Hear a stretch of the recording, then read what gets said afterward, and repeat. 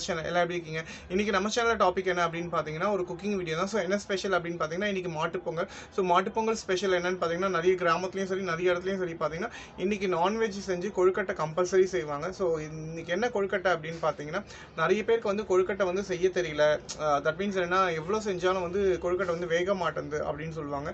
So நம்ம சொல்கிற மெத்தடில் செஞ்சிங்கன்னா கொழுக்கட்டை நல்லா சாஃப்டாக டேஸ்டியாக கிடைக்கும். வாங்க எப்படி செய்யுதுன்னு சேனலுக்குள்ளே போகலாம். கொழுக்கட்டை செய்ய தேவையான பொருட்கள் என்னென்னு பார்த்தீங்கன்னா பச்சரிசி ஒரு 3/4 கப் எடுத்திருக்கேன். வெல்லம் பார்த்தீங்கன்னா ஒரு 1/2 கப்பு ஃபுல்லாக எடுத்திருக்கேன்.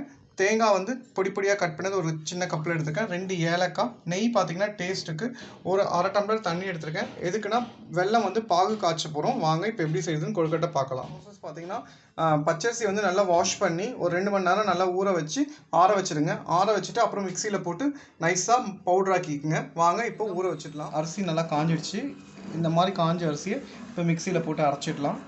பாருங்கள் எவ்வளோ உதிரியாக இருக்குது, நல்லா சாஃப்டாக வரும். பார்த்தீங்கன்னா பச்சரிசி மாவு ரெடி பண்ணி எடுத்துட்டேன். இப்போ இதை என்ன பண்ண போகிறோம் அப்படின்னு பார்த்தீங்கன்னா ஒரு 5 மினிட்ஸில் ஒரு 6 மினிட்ஸ் வந்து ஸ்டீம் பண்ணி எடுத்துக்கலாம். நீங்கள் வறுக்கலாம் தேவையில்லை.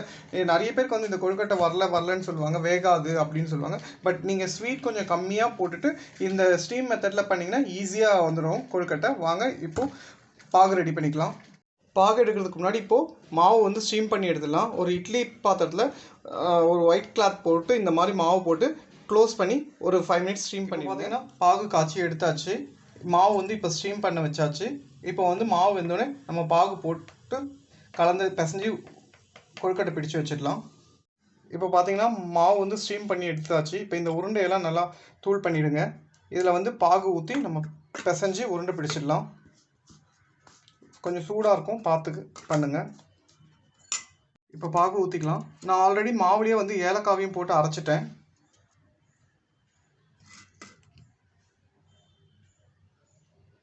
கொஞ்சம் கொஞ்சமாக போட்டு பிசைஞ்சுக்குங்க. இப்போ இதில் எடுத்து வச்சுருக்க தேங்காயும் நெய்யும் போட்டு கலந்து பிடிச்சி ஸ்டீமில் வச்சிடலாம். பாருங்கள் பிடிச்சாச்சு. இப்போ ஸ்டீமில் ஒரு 20 மினிட்ஸ் வச்சிடலாம். கொழுக்கட்டை தயார். பாருங்கள் எவ்வளோ சூப்பராக இருக்குது, கலர்ஃபுல்லாக நல்லா சாஃப்டாக வெந்திருக்கு. பாருங்கள் எவ்வளோ சாஃப்டாக இருக்குன்னு.